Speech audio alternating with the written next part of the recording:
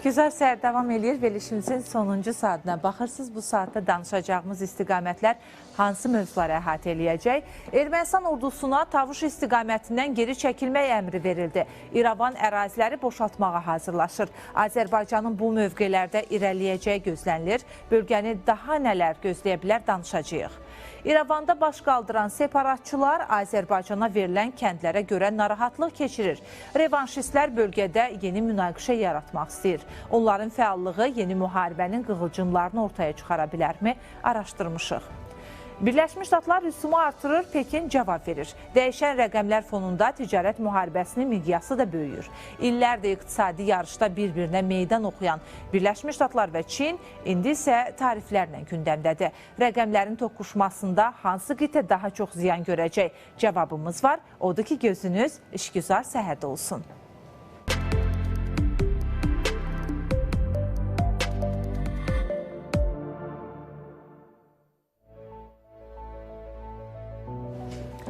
Əvvəlcə digər istiqamətləri üzrə əlilliyi olan şəxslər əl işlərinin internetlə satışına görə sosial vergi ödəməyəcək.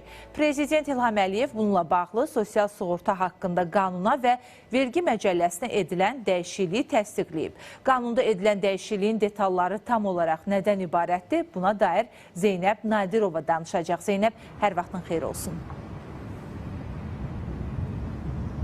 Hər vaxtınız xeyir olsun. Çinarə, efirimizin növbəti saatında əlilliyi olan şəxslərə xəbərimiz var. İlkin detalı siz açıqladınız və vergi ödəməyəcəklər internetdə satdıqları məhsula görə və bu hansı vergidir? Təbii ki, sosial sığorta haqqında olan vergidir. Yəni, sosial sığortadan gedir söhbət daha dəqiq desək.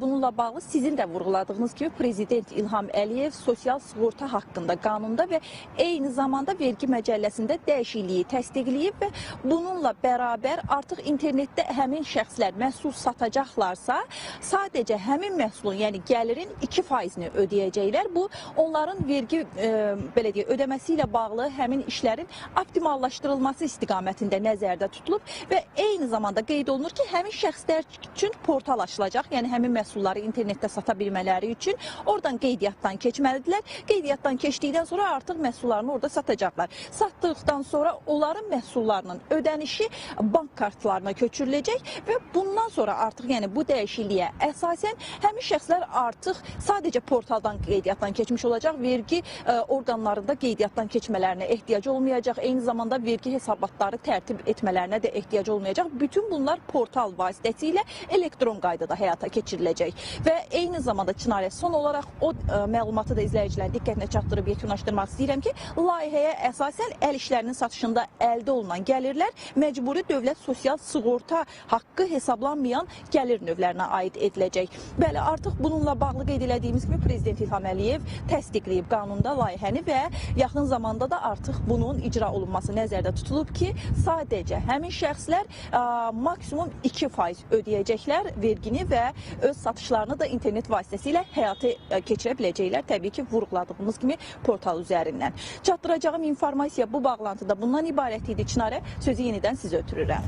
Təşəkkürümü bildirirəm Zeynəb, məlumatı bizimlə bölüşdüyün üçün. İndi isə digər bir bağlantımız olacaq. Bir çox insanlar həkim məsləhəti olmadan dərman qəbul edirlər. Xüsusilə də yaz aylarında bu kimi halların sayı artır. Dərmandan zəhərlənmə xəbərləri də elə bunun nəticəsində ortaya çıxır. Bəs insanlar dərman qəbul edərkən nəyə diqqət yetirməlidirlər? Həkim məsləhəti olmadan qəbul edilən həmin dərmanlar hansı fəsadlara yol aça bilər? Rəqsanə İbrahimzadə müsahibi ilə birgə bütün bu istiqamətləri araşdıracaq. Rəqsanə, hər vaxtın xeyir olsun, buyur. Hər vaxtın xeyir olsun Çinarə. Bəli, elə son dövrlərdə, son həftələrdə biz bu cür xəbərləri tez-tez eşidirik. Hər hansı bir şəxs müəyyən tutaq ki, məsələn, böyrək ağrıyır və düşünür ki, bu dərman onun böyrək ağrısına xeyir eləyəcək və aptekə müraciət edir, həmin dərmanı alır. O da bədəninə uyğun gəlmədiyi üçün zəhərlənmə baş verir və sağlamlıqda ciddi fəsadlara səbəb olur. Bu ən yaxşı halda da həyatını itirənlər də var təbii ki, bu vəziyyətdən. Ümumiyyətlə, dərman istifadəsi zamanı hansı məqamlara diqqət etmək lazımdır? Buna bağlı daha detallı informasiyalar hazırda qonağım terapevt Sübhan Hacıyevdən alacaq. Xoş gördük Sübhan bəy. Ümumiyyətlə, dərman istifadəsi zamanı biz yenə həkimə müraciət etməliyik təbii ki, ən başlıca. Amma bunu etməyənlər də var. Onlara tövsiyələriniz nədən ibarətdir? Buyurun, sizdən eşidək. Salam əleyküm, məkəs salmıram. Ümumiyyətlə, insanlarımızın bir şey anlamalıdırlar ki, dərmanlar istər bitki mənşəli, istər də tərkibi, molekulyar kimyəvi tərkiblər olsa da, mütləq şəkildə həkim nəzarətində, kontrolu altında və təsbit olunmuş diaqnozlar səviyyəsində yazılmalıdır və bu nəzarət çərçivəsində olan dərmanların bu və yaxud digər orqanlara ziyan olmur. Amma hər bir orqanın onlarla xəstəliyi olduğu üçün bunların müalicə taktikası da fərqli olur və hər bir dərmanı hər bir xəstəliyə sadəcə məsələn, böyrəkdə bir ağrı var deyə, böyrək dərmanı deyə bir şey yoxdur. Böyrəyin özünün funksional təsirlərinə görə bir çox dərmanlar vardır və bunu ancaq həkimlər artıq bilir ki, nəyə nə zaman yazmaqdır. Bəzən də vitaminlər belə bizə bir anafilaksiya və anafilaktik şok verib həyatımıza son qoya bilər. Bu yüzden yaxşı olar ki, ümumiyyətlə molekulyar tərkibli dərmanların apteklərdən buraxılışı ciddi şəkildə resept əsasında olsun. Pasientlərimiz öz başlarına hər hansı bir dərman alıb öz müalicələrinə özləri məşğul olmasınlar. Bunun üçün illərlə tibbə dayalı bir təhsil lazımdır və orqanizmimizi, həyatımızı bu qədər heçə almayaq. Sübhan bəy, bir də son dövrlərdə yayılan bir məqamda var ki, kollagen istifadə eləyirlər, tutaq ki, dərilərinə, cildlərinə yaxşı təsir eləyəcək deyə. Bu da həkim məsləhəti ilə olmalıdırmı? Ümumiyyətlə, necə tənzimlənir bu proses? Ümumiyyətlə, kollagenlərin bildiyimiz kimi bir çox növləri var. Bunların həm dəri üçün, gözəllik üçün olan, eyni zamanda osteoporoz xəstələrində hansıda ki, qığırdaq və sümük yeyilmələri olduğu üçün onların bir növü ayrıca var və bunlar da sadəcə mən ikisini sadaladım, amma bir çox növləri vardır ki, hər bir orqan və funksional təsirlərə malikdir. Bu yüzden də bunlar yaxşı olar ki, birinci növbədə həkim nəzarətində olsunlar və əgər hər hansı bir belə deyərdim ki, dırnaq, üz, saçda bir problemlər tərəfindən bir yazılacaqsa, bu dermatolog tərəfindən yazılacaq.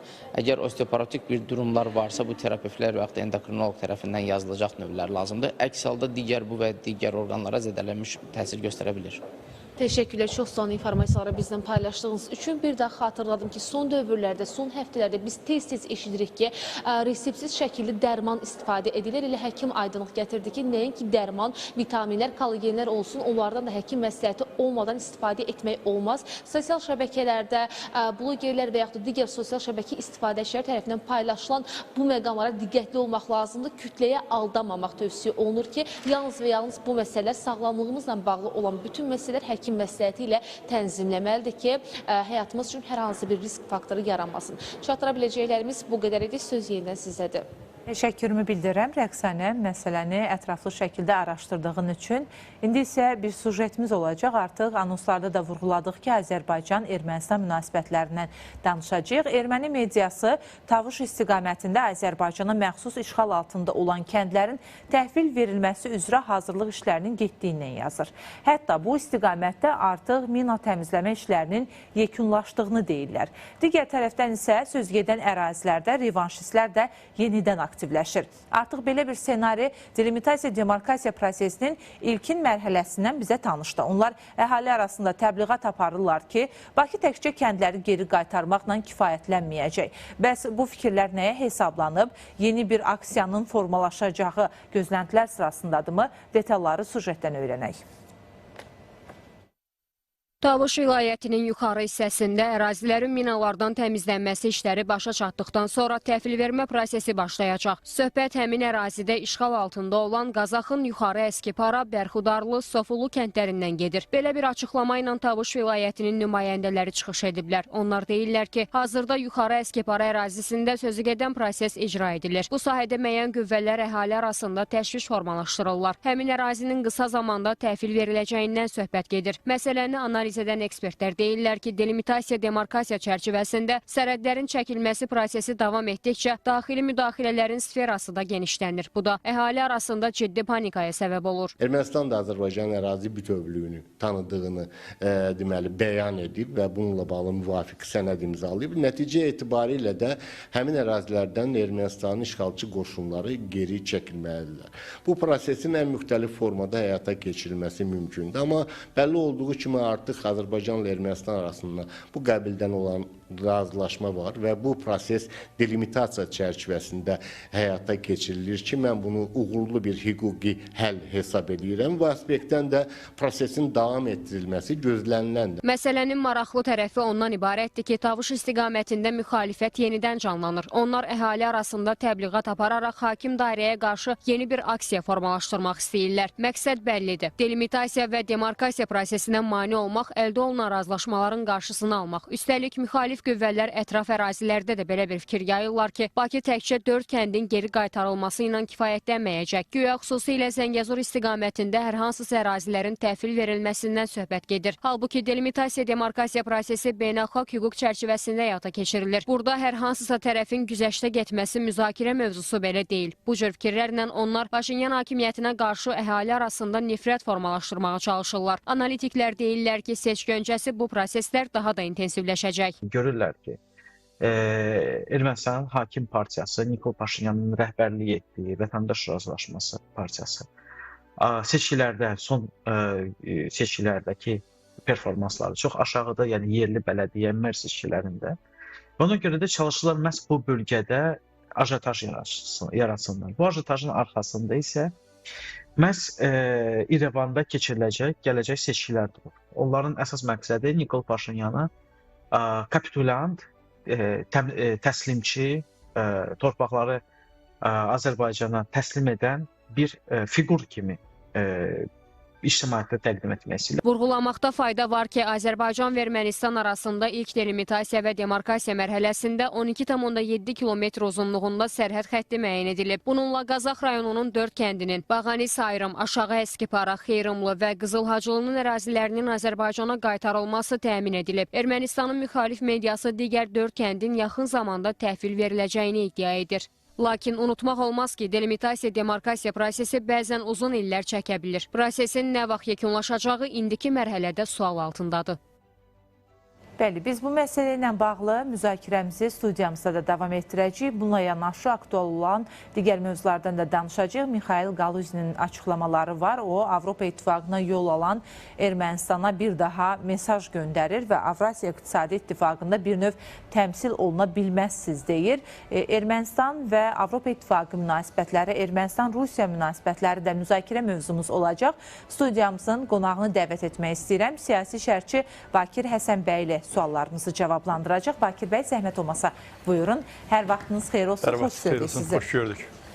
Başlayaq birinci ondan ki, bu Tavuş istiqamətində yenə də hərəkətli müşahidə olunur. Bəzi iddialar var. Qeyd edilir ki, Azərbaycan növbəti 4 kəndi azad etmək uğrunda bir növ savaşa girib və düzdür, bu erməni mediasının ortaya atdığı iddialardır. Ancaq Azərbaycanın da onsuz da tələbləri içərisində bu bəndlər yer alırdı. Qapıdadırmı bu hadisənin, bu problemin həlli sizcə? Yoxsa bu sadəcə bir dezinformasiyadır?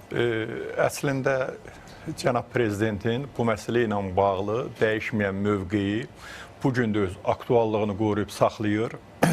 Bilirsiniz ki, cənab prezident müxtəlif platformalarda çıxışında əsasən qeyd edib ki, Azərbaycanın bir qarış torpağı belə işğalda qalmayacaqdır və biz onu azad edəcəyik.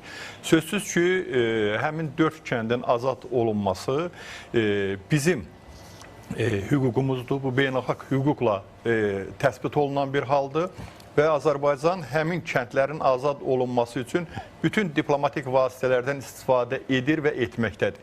Konkret məsələnin hərbi yolla deməli, çözümünə gəldikdə isə Azərbaycan Ermənistana bu cür nümunəni göstərib. Bilirsiniz ki, Xankəndi və onun ətraf ərazilərinin ermənilərdən, erməni deməli, işğalçılarından təmizlənməsi ilə bağlı qısa müddətli bir əməliyyat keçirib və bu tip əməliyyatın növbəti dəfə keçirilməsi də Ermənistanın bu mövqeyi davam edəcəyi təqdirdə istisna olunmur. Ermənistan əsasən bu kəndləri qaytarmamaqda əsas səbəblərindən biri Gürcüstana və İrana bilirsiniz ki, Kərki kəndi eyni zamanda Qazaxın həmin 3 kəndi də. Yəni bu kəndlərlə bağlı məsələlərdə artıq bu Ermənistanın problemidir. Ermənistan alternativ yollar bu məsələ ilə bağlı, bu deməli keçidlərlə bağlı çəkə bilər və yaxud demək beynəlxalq qanunlara uyğun olaraq Azərbaycan ərazisindən müəyyən şərtlərlə keçilməsi ilə bağlı gələcəkdə danışıqlar yapılır. Amma 4 kəndinin qaytarılması da istisna olunmur. Yəni deyirsiniz ki, bu 4 kənd məsələsi doğrudan da aktual şəkildə gündəmə gətirilə bilər və Azərbaycan bu tezliklə sizcə, yəni bu aylarda belə bir addım ata bilərmi? Qarşı tərəfdən belə bir razılıq əldə etməyimiz nə qədər mümkün görünür? Bundan öncəki proseslərdə də biz nəyi gördük? Etiraz aksiyaları başladı, yürüşlər etdilər, bunun qarşısını alacağıq dedilər. Ancaq nəhayətdə nəticə etibarıyla o kəndlər Azərbaycana qaytarıldı. Bilirsiniz, Aristotel deyir ki, ağıllı adam ağıllı adamla dil tapıb danışa bilir və hər məsələdə razılaşa bilir. Axmaq isə nə ağıllı ilə, nə axmaqla razılaşa bilir. Bugün erməni hakimiyyətində, erməni toplumunda, ictimaiyyətində bu axmaqlıq həm də bir irsi xəstəlik kimi özünü göstərir. Əgər 2-ci Vətən müharibəsindən sonra o əzici qələbə ki, Ermənistan üzərində Azərbaycan o qələbəyə nail oldu, mən düşünürəm ki, Ermənistan həmin anda bütün ərazilərin Azərbaycana qaytarılması ilə bağlı addım atmalıydı bu məsələlərdə. Və o dediyiniz kimi qısa müddətdə mümkündürmü? Bəli. Bizim 1007 kilometr deməli sərhədimiz var. Bu sərhədində təxminən 13 kilometrinə qədər biz deməli müəyyən etmişik və nişanlamışıq. Kifayət qədər ciddi və böyük bir ərazi deməli yenidən nişanlanmalıdır və müəyyən olunmalıdır bu məsələlərdə. Amma kəndlərin buna aidiyyəti yoxdur. Kəndlər Azərbaycanın coğrafi ərazisidir. Birləşmiş Millətlər Təşkilatının tanıdığı bir ərazidir və bu ərazilər də Azərbaycana qaytarılmalıdır. O baxımdan bu yaxın və uzaq məsafə mən bağlı biraz proqnoz vermək düzgün olmazdı. Amma mən inanıram ki, bu çox da uzun olmayan bir tarixdə. Ən azından o 3 kənddən mi söhbət gedir? Söhbət 4 kənddən. Naxçıvanın Kərkisi sanki sonraya qalacaqmış kimi erməni mediası belə şərh eləyir proseslər. Mən erməni mediasının sözsüz ki, erməni ictimaiyyətinə uyğun informasiyanın yayılması ilə bağlı bir inancım var ki, bilirsiniz ki, nəinki erməni mediası, erməni hakimiyyəti belə bütün siyasətini, daxili və xarici siyasətini əsasən daxili auditoriya üzərində qururlar. Çünki onlarda daxili auditoriya tam fərqlidir. Yəni o baxımdan mən o deməli iddianı Ermənistan deməli mediasının daxili auditoriya üçün uyğunlaşdırdığının qənaətindəyəm. Amma mən düşünürəm ki, Azərbaycan hökuməti o Kərki kəndinin də sonraya saxlanılması və yaxud onun azad olunması məsələsi ilə də uzun vədəli bir danışıqların aparılması məsələsinə inanmıram ki, Azərbaycan hökuməti razılaşa bu prinsiplə və mən təkrar olaraq qeyd etmək istəyirəm ki, düşünürəm ki, bu məsələ, bu proses yaxın günlərdə öz həllini tapma ehtimalı daha çox yüksəkdir. Çünki bilirsiniz ki, Ermənistan baş naziri kəndləri gəzir. Hal-hazırda bu bir neçə gündür proses davam edir. Əslində bu qeyri-rəsmi şəkildə parlament seçkiləri ilə bağlı belə deyək də bir təbliğat, təşviqat həm də prosesi kimi bunu dəyərləndirir erməni mediası, erməni müxalifəti və əsas xətlərdən biri ondan ibarətdir ki, götürdüyü xətdən biri ondan ibarətdir ki, sərhədlərin müəyyənləşməsi və belə deyək də özlərinin qanuni bir dövlət olması imkanlarını, hətta siz demək kənd təsərrüfatı məhsullarınızı əgər Zəngəzur dəhlizi açılarsa və yaxud sərhədlər müəyyənlərsə, sülh müqaviləsi imzalanarsa, bu qarşıdurmaya son qoyularsa, hətta istehsal etdiyiniz məhsullarınızın belə satmaq arealı genişlənə bilər təbliğatı aparılır bu istiqamətdə. O baxımdan mən düşünürəm ki, erməni hakimiyyəti də, hökuməti də reallığı başa düşəcək və sözsüz ki, Azərbaycanla bu istiqamətdə razılaşacaq. Bakir bəy, bir də istəyərdim ki, erməni bloger İşxan Verdi Əhmədyanın Bəli. açıqlamalarına nəzər yetirək. O deyir ki, mən Qarabağ ermənilərinin inteqrasiyası ilə bağlı Azərbaycan prezidentinə müraciət də ünvanlamışdım, amma indi peşmanam. Səbəbini də belə izah edir ki, əslində Azərbaycan Qarabağ ermənilərindən xilas olub. Onların kimliyi ilə bağlı, onların hazırki davranışları ilə bağlı böyük bir şübhə içində olduğunu, böyük bir problematik bir mövzu olduğunu hesab edir. Bəlli məsələdir ki, erməni bloger Qarabağ erməniləri ilə bağlı bu fikri elə belə səsləndirmir. Bunun üçün əsası da var. Ümumiyyətlə, biz Ermənistanda yaşayan ermənilərlə Qarabağ erməniləri arasındakı fikir ayrılıqlarının da hər zaman şahidi olmuşuq. Erməni mediası bu barədə çox yazıb, hətta Qarabağ azad olunmamışdan öncə də. İndi Qarabağ erməniləri ilə bağlı belə bir fikir formalaşdırılması bizim üçün vəziyyəti hansı yönə istiqamətləndirə bilər?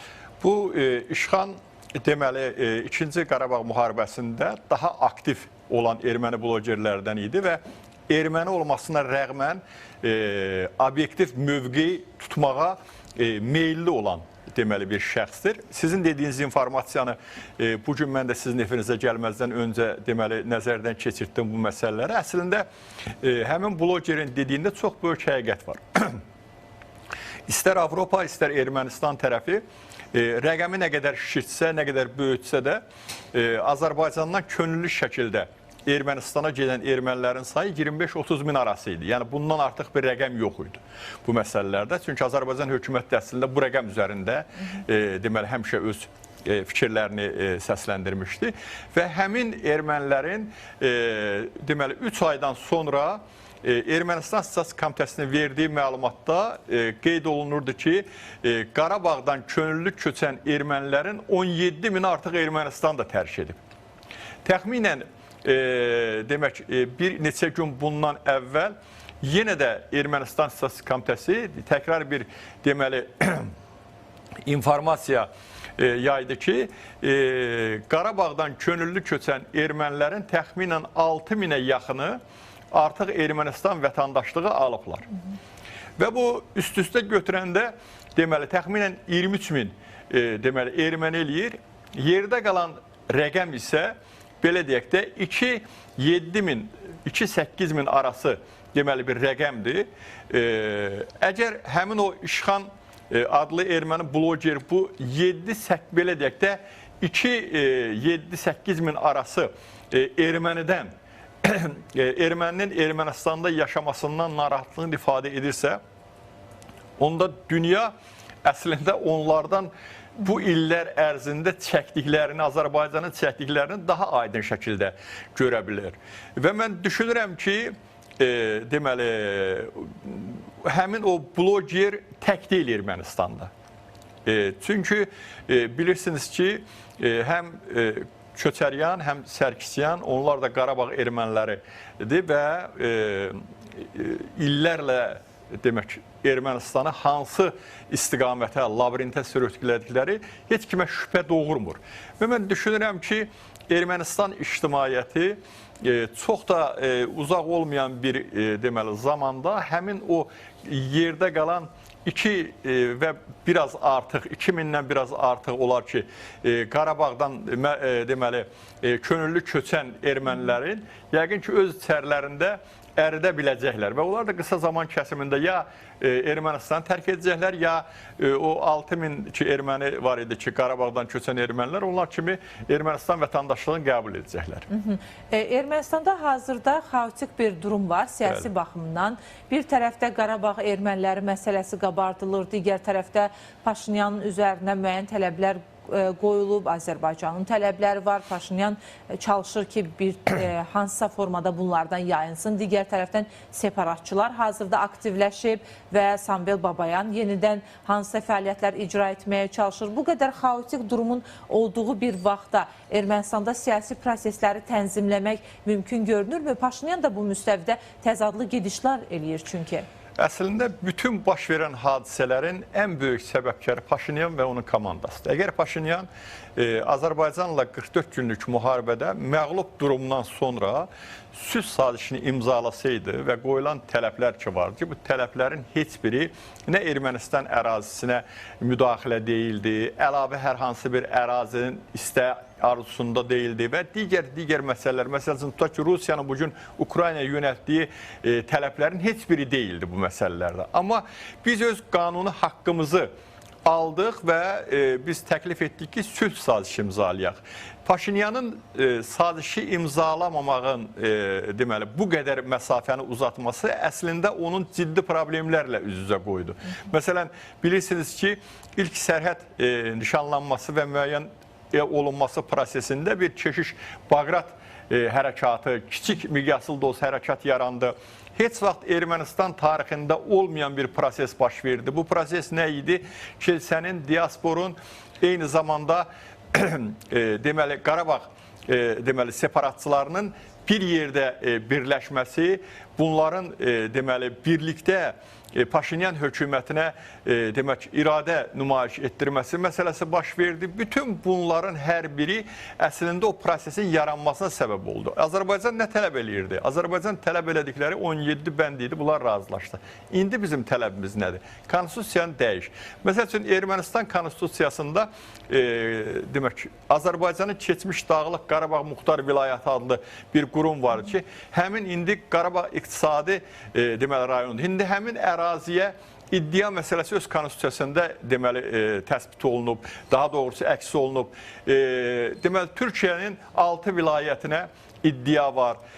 Bundan başqa deməli ümumiyyətlə götürəndə isə Ermənistanın Türkiyə və Azərbaycana iddiası məsələsi var ki, bu Ermənistanın mövcud ərazisinə 7 dəfə böyükdür.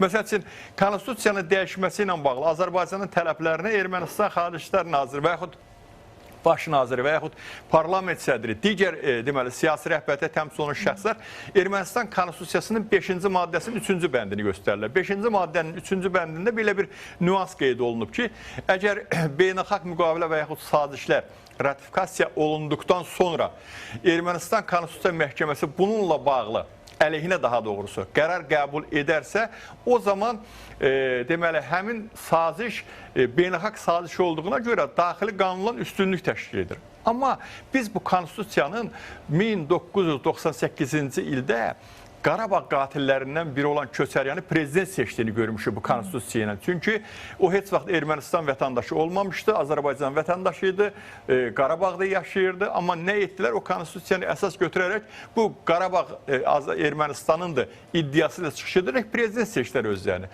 O baxımdan digər bir tərəfdən ATƏT Minsk qrupu bilirsiniz ki, 30 ildən artıq fəaliyyət göstərir. Ölü bir qurumdur bu məsələlərlə bağlı. Bütün bunlar həllini tapmadıqca Ermənistan daxilində bu qarşıdurmalar daha da alovlanacaqdır və dediyim kimi bütün bunların ən böyük səbəbkarı, baiskarı isə Paşinyandır. Digər bir məsələ ilə bağlı da istəyərdim ki, fikirlərinizi öyrənək. Bilirik ki, Azərbaycanda təqsirləndirilən erməni əsilli şəxslərin məhkəməsi keçirilir. Elə bu dəqiqələrdə də məhkəmə prosesi başlayıb. Bu vaxta qədər çox etiraflar olunub. Həmin etiraflara istinad edərək müzakirələr də aparmışıq. Amma Ermənistan cəmiyyətində, bəzi idarələrdə, diasporanda hələ də bu istiqamətdə Azərbaycana təzyiqlər dayanmır. Etiraflar var, amma təzyiqlər də paralel şəkildə aparılır. Yəni Ermənistan tərəfi, həmin o diaspor nümayəndələri bu etirafları eşitmirmi, yoxsa eşitmək istəmir? Əslində həmin şəxslər müharibə cinayətkarlarıdırlar. Bu adamlar canidirlər, kütləvi deməli qətliamlarda, soyqırım prosesində iştirak ediblər, özləri də təsdiq edirlər, minlərlə faktlar da var, minlərlə şahidlər də var. Azad olunmuş ərazilərdə gördüyümüz mənzərə əslində təbii şahidlikdir. Bu məsələlərlə bağlı mən düşünürəm ki, Azərbaycan nəinki o təzyiqlər nəticəsində geri addım atacaq, əslində Azərbaycan bu proseslərdə birbaşa bu məsələlərdə üstünə gedəcək və dünyada mən inanıram ki, hal-hazırki dönəmdə bilirsiniz necədir, gücün daha çox belə deyək də, hüquqa üstün gəldiyi bir dövrdür. Azərbaycan da gücsüz dövlət deyil. Azərbaycan Cənubi Qafqazın geopolitik iradə sahibidir, güclü bir dövlətidir, əsas dövlətidir. Qaldı ki, onların müdafiəsi məsələsinə bilirsiniz ki, deməli, COP öncəsi belə bir nüans vardır ki, Vardanyanın müdafiəsi ilə bağlı bir deməli proses başlanmışdı Amerika Birləşmiş Ştatlarında. Azərbaycan nə etdi? Anındaca müdaxilə etdi, faktları təqdim etdi bu məsələlərdə və bu erməni diasporunun növbəti bir trükudur. Mən inanıram ki, Azərbaycan sənədlərlə, görüntülərlə, etiraflarla həmin o demək prosesin də qarşısını alacaqdır. Çünki bu uzun gedəcək bir məsafə deyil. Ermənistanın bu vaxta qədər geopolitik alət kimi istifadəsi hər kəsə məlumdur və artıq Ermənistan o qədər istifadə olunmuş geopolitik alətdir ki, bundan sonra mən inanmıram ki, yeni dünya düzənində, çünki o yeni dünya düzənində siz bilirsiniz ki, Azərbaycanın da mövqeyi artıq bilavasitə həm Antalya'da keçirilən, həm ADO Universitetində burada keçirilən məsələlərdə də önə çıxdı bu məsələlər, qabarıq şəkildə özünü göstərdi və dünya da bunu görür və görməkdədir. O baxımdan mən inanmıram ki, o tip deməli, təbliğat və təşkilat işləri müsbət nəticə versin.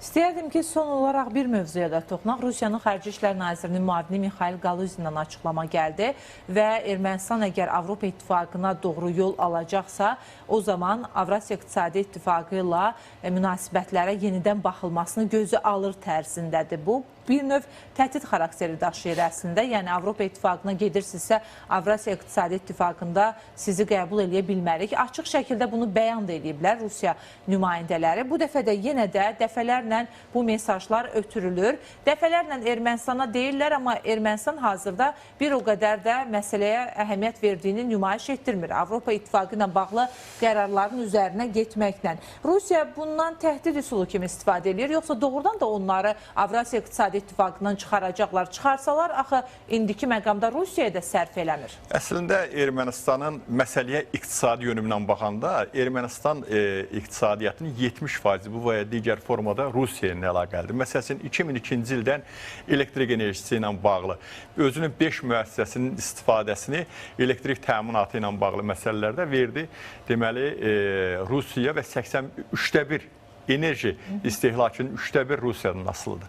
2008-ci ildə dəmir yolundan istismarını Rusiyanın nəzarətinə verdi. Daha sonra isə qaz təchizatı ilə bağlı məsələlərdə artıq Ermənistanda Rusiya kapitalı ilə fəaliyyət göstərən 40 deməli müəssisə deməli bu gün fəaliyyət göstərir. Bundan başqa Ermənistan demək Rusiya ilə və eyni zamanda Avrasiya İqtisadi İttifaqı ilə iqtisadi münasibətlər fonunda bu gün özünün iqtisadiyyatını qismən ayaqda saxlamaq qabiliyyətindədir. Əgər o münasibətlər olmasa, bilirsiniz ki, 2024-cü ildə hətta 12 milyard dollara qədər deməli bu ticarət dövriyyəsi oldu və Ermənistan əslində bu siyasətini Rusiya yönəli sanksiyalar paketi var ki, çoxlu sayda o sanksiyalar paketinin dəlinməsi ilə o münasibətləri qurur. O iqtisadiyyatda, o belə deyək də, qara bazardan əslində Ermənistan iqtisadiyyatı qara bazar üzərində durub. Məsələn, Amerika Birləşmiş Ştatlarından bir nüansı deyim. Amerika Birləşmiş Ştatlarından 2024-cü ildə mikroçiplərin deməli ixalı 515% artmışdı Ermənistan. Bu Ermənistanın özünün deməli istifadə etdiyinin yalnız 3%-ni Ermənistan istifadə edir. Hara ötürür? Rusiya ötürür. O baxımdan Rusiyanın o təhdidləri başa düşüləndi. Rusiya bilir ki, Ermənistan heç bir halda Avropa İttifaqına qəbul olunmayacaq. Avropa İttifaqı haqqında müqavilənin 2-ci bəndi, 3-cü bəndi, 49-cu bəndi Ermənistanın həmin deməli ittifaqa üzv olmasına imkan vermir. Bu birmənalı şəkildədir.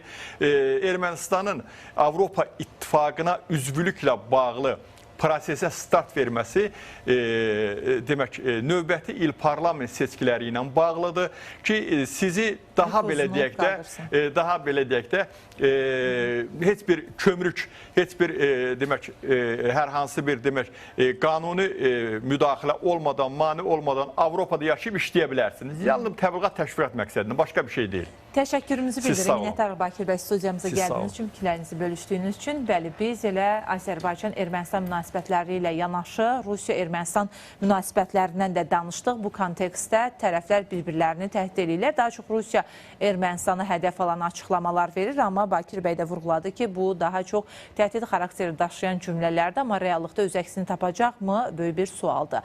Digər bir xəbər də var. Rusiya prezidenti Vladimir Putin Birləşmiş Ştatlar prezidentinin xüsusi elçisi Steven Witkoffla hazırda görüşür. Bu dəqiqələrdə bu istiqamətdə görüş başlayıb. Hətta bəli, elə görüşdən kadrları ekrana gətirdik. Bir daha qeyd eləyək ki, Birləşmiş Ştatlar və Rusiya arasında danışıqlar aparılır. Vladimir Putin Birləşmiş Ştatlar prezidentinin xüsusi elçisi Steven Witkoffla görüşüb. Artıq ilkin kadr yayımlanıb. Görüş çərçivəsində çox məsələlər danışılacaq. Rusiya-Ukrayna cəbhəsi ilə bağlı danışılmasına ehtiyac olan nüanslar çoxdur. Elə Rusiya-Birləşmiş Ştatlar münasibətlərindəki düyün nöqtələrinin də çözülməsinə ehtiyac var deyə düşünür tərəflər. Biz bu kontekstdə xəbəri, son informasiyanı bölüşdük. İndi isə diqqətimizi yönəldəcəyik Çin, Birləşmiş Ştatlar münasibətinə və 130 ölkə Birləşmiş Ştatlarla əlaqə saxlayıb gömrük rüsumları ilə bağlı danışıqlar aparmaq istədiyini bildirib. Ağ Evin Milli İqtisadiyyat Şurasından da bu istiqamətdə açıqlama gəlib və onlar xüsusilə diqqətə çatdırıblar ki, 130 ölkənin əlaqə saxlaması nəticəsində bəzi danışıqlar əldə olunub, bəzi nəticələr əldə olunub və əlavə də olunub ki, Birləşmiş Ştatlar müxtəlif ölkələr üçün idxal rüsumlarının məbləğini 10%-ə endirib. Bundan başqa Milli İqtisadi Şuranın başçısı qeyd edib ki, Çinlə ticarət mübahisələrinin tənzimlənməsi prosesi getsə də bu hələ başlanğıc mərhələsindədir və Donald Trump aprelin 2-sində bilirsiniz ki, 185 ölkə və ərazidən gələn mallara gömrük rüsumları tətbiq ediləcəyini açıqlamışdı. Aprelin 9-da da o danışıqlara hazır olduğunu bildirən 75 ölkəyə qarşı rüsumların artırılmasını 90 gün müddətinə dayandırdığını bildirdi. Onlar üçün 10% həcmində idxal tarifləri tətbiq olunacaq deyildi.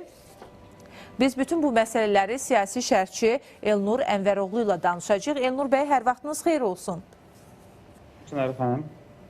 Elnur bəy, Çin və Birləşmiş Ştatlar arasında münasibətlər ticari müstəvidə gərgin bir fazaya keçib. Düzdür, Birləşmiş Ştatlar digər ölkələrə olan o tariflərdə yumşaldılmalara, dondurmalara getdi. Ancaq Çinlə bağlı məsələdə biraz mənzərə fərqlidir. Birləşmiş Ştatlar qaydaları tətbiq edir, daha sonra Çin cavab verir. Bu ticarət müharibəsindən bir növ digər bir siyasi müstəviyə daşınır. Çin, Birləşmiş Ştatlar hansısa formada bir dil tapmaq ehtimalına malikdirmi? Yəni, varmı belə bir ehtimal? Bilirsiniz ki, əslində Çinin nəhəng bir bazara sahib olması hər kəsə bəllidir. Digər ölkələrdən fərqli olaraq Çin bazarı bilirsiniz ki, dünyanın demək olar ki, %80-dən çoxunu əhatə eləyir və bir çox ölkələrin də iqtisadiyyatı Çindən bəhrələnir. Ona görə də Çinin iqtisadiyyatına qarşı Amerikanın baş-başa gəlməsi və ona daha çox sərt addım atması o qədər də asan bir məsələ kimi görünmür. Donald Trump'ın biraz xarakteristikası da burada çox rol oynayır. Bilirsiniz, Donald Trump məsələn, belə Floridə desək ki, bir gecə yatıb səhərə başqa bir qərarlar verə bilir. Bəzən onda belə bir xarakterlər var. Həm də çox bəzən necə deyək, pafosla çıxış edir, amma sonradan qərarlarını dəyişməsi də olur, mümkün olur. Bu təkcə Çin üzərində deyil, digər ölkələrin də üzərində olur və qeyd etdiniz az öncə də müəyyən tariflərlə bağlı görürsünüz ki, ABŞ artıq bir qədər yumşaltmaya doğru addım atmağa başlayır. Amerika Birləşmiş Ştatları bilirsiniz bir növ hal-hazırda bu tarif məsələlərinə xüsusilə bir test sanki keçirilir. Yəni, ölkələrin reaksiyasını yoxlayır və digər tərəfdən də həm də bir özünü də bu məsələlərdə hazırlıq kimi göstərir ki, artıq Amerika bu addımları ata bilər və bunu digər ölkələrlə artıq başlayaraq Çin də daxil olmaqla bu addımı atdı. Çinə gəlincə isə, mən az öncə dedim, Çin bazarı çox nəhəngdir. Hal-hazırda elə Amerika Birləşmiş Ştatlarının da bir çox iqtisadi tərəflərinə baxsaq, istehsalıdır, digər idxalıdır, hamısı Çinlə əlaqəlidir. Götürək ən çox belə yaygın olan elektronika sahəsini, elektronika, kompüter texnologiyaları, Bütün bu sahələrdə bir baxsaq, yəni Amerika Birləşmiş Ştatlarının özünün də iqtisadiyyatında Çin əsas rol oynayıb. Bundan əvvəlki bir neçə il əvvəllər də baxsaq, görərik ki, bir çox məsələlərdə, xüsusilə də məsələn pandemiya dönəmində Amerika iqtisadiyyatı bunun Çinin yəni bazarının nə qədər ağırlıq törətdiyini onu hiss etmişdi. Və ona görə də məsələ Donald Trump hakimiyyətə gələndən sonra ilk növbədə yəni birinci dünya Səhiyyə Təşkilatından yəni oradan uzaqlaşdı. Digər tərəfdən bəzi Amerika Birləşmiş Ştatlarının müəyyən xərclərini azaltmaq məqsədi ilə müəyyən təşkilatlardan artıq üz çevirməyə başladı. Yəni bu onu göstərirdi ki, dünyada bu son bir 10 il ərzində baxsaq görərik ki, ən çox yəni həm təşkilatlar nöqteyi nəzərindən, həm iqtisadi böyük bir dünya bazarından götürək, ən çox bəhrələnən elə Çin bazarıdır. Və bu gün də möhkəmlənən Çin bazarı təbii ki, yəni hal-hazırda Amerika üçün çox böyük bir rəqibdir. Baxsaq, məsələn, siyasi tərəfdən də buna baxaq, görək. Misal üçün, nəyə görə Donald Trump bu günləri Rusiya ilə daha çox yəni yumşaq münasibətlər göstərməyə çalışır, daha çox konfliktləri aradan qaldırmağa çalışır. Çünki Çin kimi böyük bir nəhəng rəqiblə üzləşə biləcəyi və ona dəstək ola biləcəyi regionda Rusiya tərəfidir və Rusiya ilə münasibətlərin korlanmasını heç də Amerika Birləşmiş Ştatları bugünkü gündə istəməz. Ona görə də Rusiya ilə həm münasibətləri yaxşılaşdırmaq fonunda eyni zamanda Çinlə də müəyyən qədər müəyyən güzəştlər deyək, müəyyən sərt olmayan addımlarla mümkün qədərində yəni bu siyasətini davam etdirəcək. Qeyd elədiyiniz kimi bugün Rusiya amilini də nəzərə alırlar. Birləşmiş Ştatlarla Rusiya hansısa formada dil tapmağa çalışır. Çinlə Rusiya əlaqələri də hər kəsə bəllidir. Birləşmiş Ştatlar və Rusiya münasibətlərində müəyyən mənada müsbət nüanslar olsa, bu Çin-Rusiya münasibətlərinə hansısa formada təsir göstərə bilərmi? Əlbəttə, bilirsiniz, əslinə qalsa... Şəkildə 1-2 dəqiqə zamanınız qalıb, Elnur bəy, buyurun. Birbaşa olmasa da, Çinara xanım, birbaşa bu Çinə təsir etməsə də müəyyən qədər Amerikanı regionda təklənməkdən yəni bir qədər qurtara bilər. Yəni bilirsiniz, Amerika biri var ki, Çinlə təkbətək yəni burada mübarizəyə çıxsın, biri var ki, yəni Rusiya kimi bir nəhəng dövlətlə müəyyən qədər özünə yaxınlıq, yəni belə dəstək kimi yəni bir ölkəni görsün. Yəni çünki regionda dediyim kimi, yəni bir çox ölkələrin iqtisadiyyatı Çinə bağlıdır və bu bağlılığından da dolayı olaraq yəni əsas aparıcı amil olan Rusiyanın, regionda güclü bir dövlət olan Rusiyanın Amerikanın yanında olması, onun müəyyən qədər dəstəklənməsi də Çinin təzyiqlərindən, Çinin müəyyən təsirlərindən daha doğrusu Amerikanı belə deyək, yəni azad edə bilər bir qədər, onu qoruya bilər. Ona görə də birbaşa olmasa da dolayısıyla yəni müəyyən qədər o münasibətlərdə yəni təbii ki bu davam edəcək belə. Baxmayaraq ki, yəni çox dərindən Amerika Birləşmiş Ştatları Rusiyaya təsir etmək istəmir. Dildə olsa da yəni əməldə etmir. Misal üçün İranla müqayisədə İrana daha çox sərt addım ata bilir, amma Rusiyaya yox. Baxmayaraq ki, bundan əvvəl sanksiyalar məsələsinin üzərindən keçmişdi Donald Trump, amma hər hansı bir hələ də bir ortada yekun qərar yoxdur. Elnur bəy, təşəkkürünüzü bildiririk, minnətdarıq fikirlərinizi bölüşdüyünüz üçün və biz bu istiqamətdə müzakirəmizi yekunlaşdırırıq. Ancaq hər biriniz üçün maraqlı olan bir xəbəri mütləq vurğulamalıyam. Bakıda və Abşeron yarımadasında aprelin 14-dən 15-nə keçən gecədən başlayaraq hava şəraitinin fasilələrlə yağıntılı olacağı, şimşək çaxacağı, yağışın leysan xarakterli olacağı, hətta intensivləşəcəyi gözlənilir. Milli Hidrometeorologiya Xidmətindən bu barədə məlumat verilib. Qeyd olunub ki, aprelin 16-sında yağışın aramsız güclü olacağı ehtimalı yüksəkdir. Prosesin şimşək və güclü küləklə müşahidə olunacağı gözlənilir və gözlənilən intensiv və güclü yağışla əlaqədar olaraq Abşeron yarımadasının bəzi ərazilərində su basma halları da istisna edilmir. Diqqətli olun, bir daha vurğulayıram. Prosesin aprelin 17-sinə qədər davam edəcəyi gözlənilir. Fövqəladə Hallar Nazirliyindən də bununla bağlı xəbərdarlıq edilib. Leysan olacağı deyilir. Dağ çaylarından sel və daşqın keçəcəyi, şimşək çaxacağı bir sıra ərazilərdə güclü külək əsəcəyi proqnozlaşdırılır. Fövqəladə Hallar Nazirliyi əhaliyə müraciət edib və müvafiq təhlükəsizlik qaydalarına riayət etməyə çağırıb. Bu axşamdan etibarən yağış yağacaq və bu günlərdə su basma ehtimalı da var ki, diqqətli olun. Biz sizinlə sağollaşırıq, özünüzə yaxşı baxın. Görüşərik, hələlik.